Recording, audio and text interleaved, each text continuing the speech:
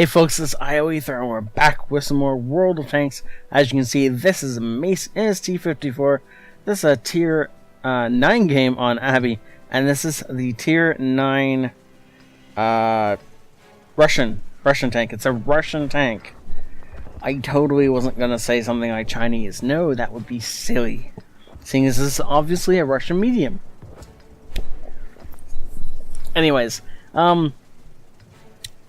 yeah, sorry for the late videos and missed videos this week. Basically, everybody's schedule has changed. And so I got into like a set recording pattern. And this week, that's all up in the air. So I keep going to record at times when normally I am perfectly capable of recording. And then my wife walks in for lunch or something. And then after that, I'm just like, it's all... anyways, so this week's going to be a bit rough. Everything should smooth out after the weekend, though. Next week, everything should be... by then, I should have all the kinks worked out. So that should go. Apparently, I accidentally had that set on half speed. See what I mean about kinks? I'm sorry, that was not supposed to happen. Anyways, So, as always, if you want to support the channel, one of the ways you can do so now is I now have the watch sponsor, Sleek Supply Co. I love the watch they gave me. Well, they didn't give me, I had to buy it, but I had to buy it at a discount. So if you guys use the coupon code, then you guys can get a discount too. And the coupon is simply ioEther, all lowercase, and it's in the description just in case you forget it. But yeah, if you are interested in watching, go check it out. If you're not, don't worry about it. Perfectly fine. But it's one of the ways that I'm trying to support the channel. Seeing as Patreon is not as popular as I'd like, and I can get new content out to you guys if you guys help me support the channel, right? Okay, cool. So now that I've done all that stuff, are we... No sniping? Seriously? We're still not in the action? Do I have to, like, continue the commercial? Or, Mace, are you going to get us into some action so I can stop yapping about watches? I really love this thing. I feel weird if it's not on my wrist. I love the fact that it's water resistant, and so... wait, is that action? No, appears to be not action. Seriously, Mace? What are you doing, man? I really... This thing goes everywhere with me now. Ooh, an IS-6. We can shoot the IS-6. We're gonna shoot the IS-6. We did damage! We're only like 3 minutes into this game. We did damage! Good. Stop talking about watch now. Let's continue doing damage. Why? Okay, so don't shoot the front of a low. You're never gonna pen the front of a low. Doesn't matter what you're shooting, unless you're 10 TDs, and even then, it's still not worth it. However, the I-6 angled like that through the lower plate. Sure, you can shoot that instead of the drive wheel. I would have gone for the drive wheel personally, but yeah, sure, either way. Worked out well, picking on a poor little tier 8. I-6. That poor guy.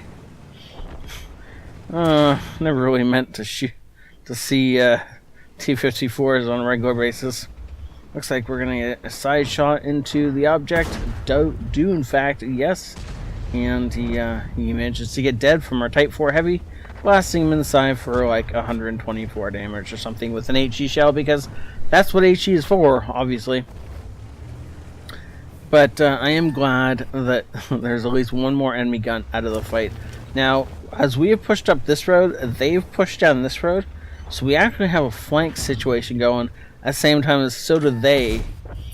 He's over-angled enough that we could have put that through his side, but we can also overmatch the front of his tank, which is nice to do with the Nudas.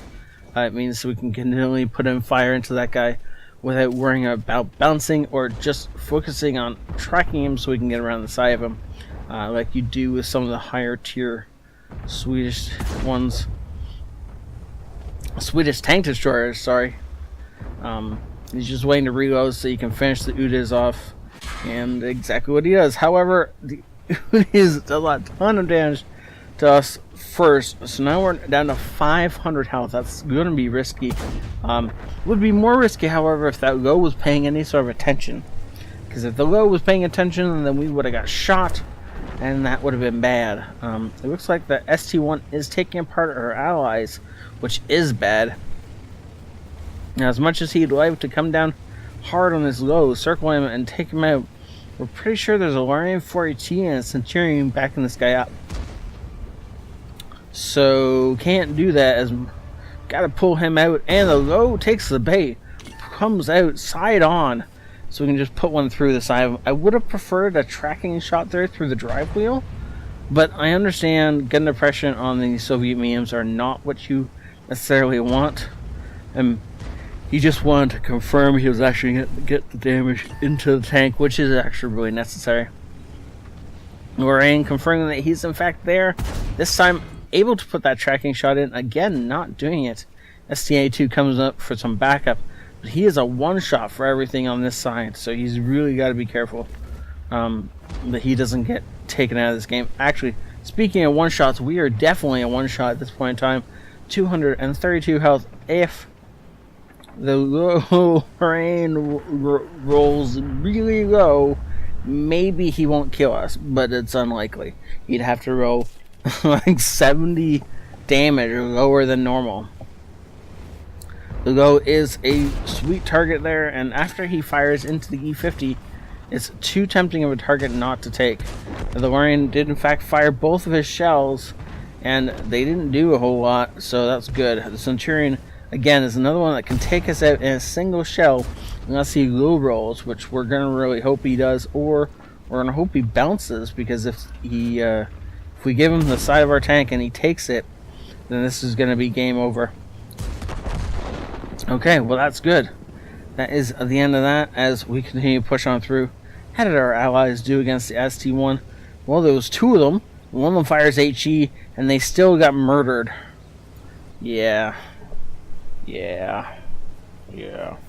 What do you want to bet? He wasn't firing HE into the cupola of that ST-1 like he should have been. Most likely he's firing HE into the side or front of that thing, and it was mostly just getting absorbed. Because that's what happens when you fire HE into armor. But unfortunately you can't be it everywhere, so sometimes you gotta trust your allies can use HE. Even if sometimes you understand that they can't. Now there is an M53-55 around here somewhere. If that thing hits us, we're going to be taken out of this game, but we're trying, and does secure the side of the STRV. I don't know what the STRV is thinking about right now, but he's not. Oh, that's what he's thinking about. He's thinking about killing our ally and then getting himself shot on the side because he wasn't low enough down on that dip. He really should have pulled back. He must have known we were here, but for some reason he just kept pushing forward for some silly reason. M53-55 must have fired already, or he's aiming in on us, and I don't like it if he's aiming in on us, because that can go really badly, really fast. We've secured the top gun, and Mace looks like he's gonna hold it right here. He doesn't look like he wants to push his luck and see about getting himself that 7th kill. And oh no, he is gonna in fact push his luck. He's trying to get up over the 400 damage mark. He wants that 4,500 damage plus the extra kill would be a great addition to his experience. Not a huge addition, mind you, but it would help, right? Anytime you can get more kills, more damage done, it will definitely help out. Well, we know exactly where he is now. 400 extra health on him. That's going to be a 2-shot for him to kill us, to kill him, but a 1. We are definitely a 1-shot for him. If we do this wrong, we're going to die, and we're not even going to get damage out. We do manage to get the damage out. Unfortunately, not getting the kill, but well, 4,700 damage. You can't fault that, right? That was well done. Mastery badge, first class. Bruiser, Duelist, Fire for Effect, well played. also managing to secure high caliber and the top gun. And like this, he shot everybody. And he wasn't afraid to just shoot them and let allies deal with them. Though, I do have to say, he deserves some sort of props for all the Swedish tank destroyers he murdered in that game. I believe he killed all the Swedish tank destroyers. Oddly enough, only 2, but those things were terrors before that. 800 and 1600 damage apiece. Yeah, maybe not terrorists exactly, but they definitely did damage. Also, the M55 did work. 3,000 damage and artillery. Take it from me, that's hard to do these days. And this is a current patch game, so wow, well done for the artillery. But of course, 4,700 damage dealt by our hero, Mace. And he did really, really well this game. I'm really quite pleased with this game. It was great. Unfortunately, not earning as many credits as he would have liked. Unfortunately, having to fix the tank a bit more.